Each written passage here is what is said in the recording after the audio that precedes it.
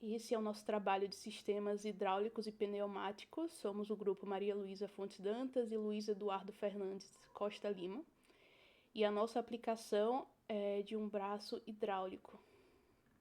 Falando um pouquinho sobre a nossa aplicação, ela veio da inspiração de um vídeo do YouTube que nós vimos de um braço que utilizava seringas para se movimentar. Esse daqui é um modelo 3D utilizado. Ele tem basicamente 3 seringas, que seria aqui essa superior, que serve para fechar ou abrir a garra, essa aqui embaixo, que serve para a rotação do mecanismo, e essa aqui, que serve para levantar uma possível carga que estaria aqui nessa zona da garra. Nós abstraímos o sistema para utilizar somente essa seringa aqui, que serve para levantar a carga, como objeto de estudo, já que as outras controlam mais posicionamento e conseguir segurar ou não o objeto que estamos lidando.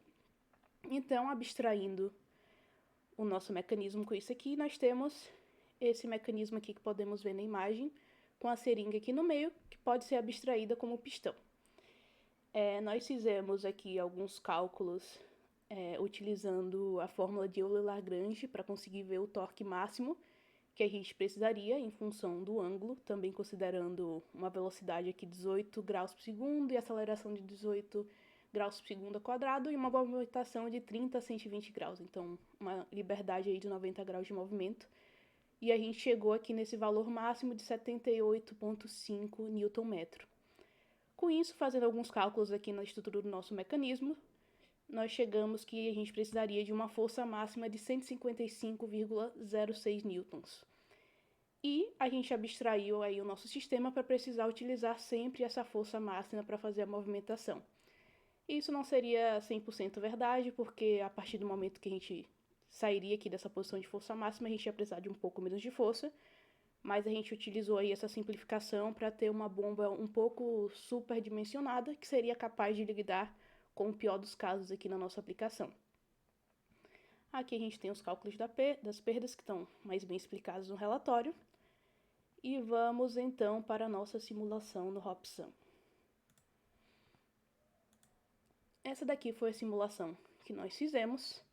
Para dimensionar aqui a bomba, a gente utilizou o cálculo da vazão aqui, que essa velocidade do pistão basicamente é uma velocidade que a gente utilizou de 0,17358 metros por segundo para a gente justamente percorrer, o êmbolo percorrer a seringa toda em 5 segundos, que foi o que a gente disse lá no início que a gente faria. Foi utilizado aqui também para simplificar a aceleração igual a zero, então a gente tem uma velocidade constante.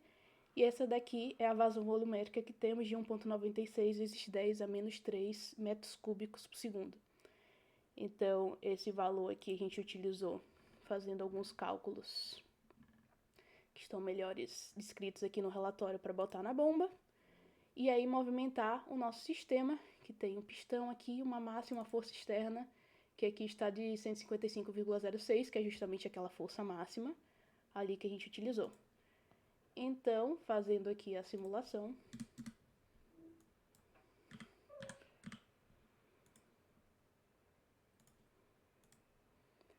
nós temos que o pistão realmente demora aí em torno de 5 segundos para fazer esse movimento todo.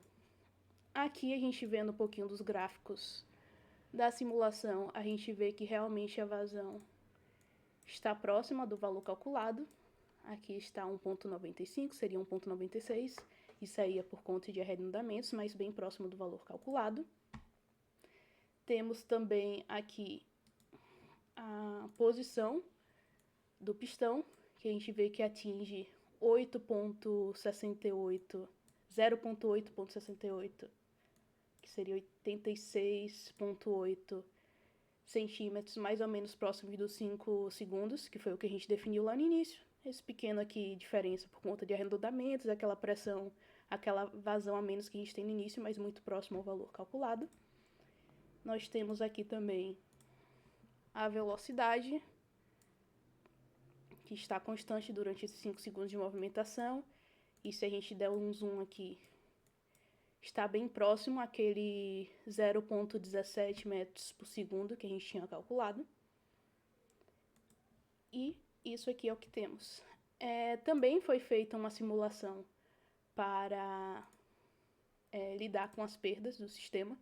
No caso, nosso sistema teria uma perda por conta da diminuição aqui da bitola do cano que a gente estaria utilizando na ponta da seringa, que a gente passaria desse diâmetro aqui para esse diâmetro menor.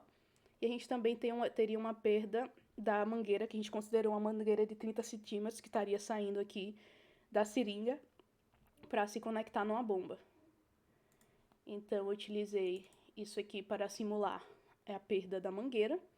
Coloquei aqui 0,3 metros, seria os 30 centímetros, e alguns outros dados para fazer isso. E aqui um orifício que estaria simulando essa bitola da boca da seringa, que é um pouco menor. Foi o que eu achei próximo para simular. Se a gente for fazer essa simulação aqui, a gente pode ver que agora demora um pouquinho mais para a gente chegar na nossa posição desejada. Antes estava demorando mais ou menos 5,0506 segundos, e agora a gente já tem 5,11,12 segundos, então demora um pouquinho a mais por conta dessa perda.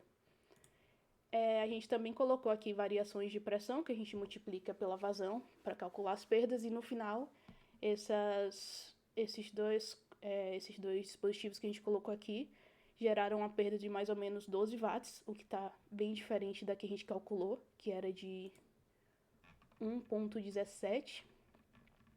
E creio que isso é porque os componentes aqui que a gente utiliza tem muitas outras variáveis aqui envolvidas, e a gente fez o máximo de simplificação possível para fazer os cálculos, então creio que é por conta disso que tem essa diferença. Isso aqui não modula tão bem o que a gente estava querendo calcular no nosso projeto. Mas é isso aí.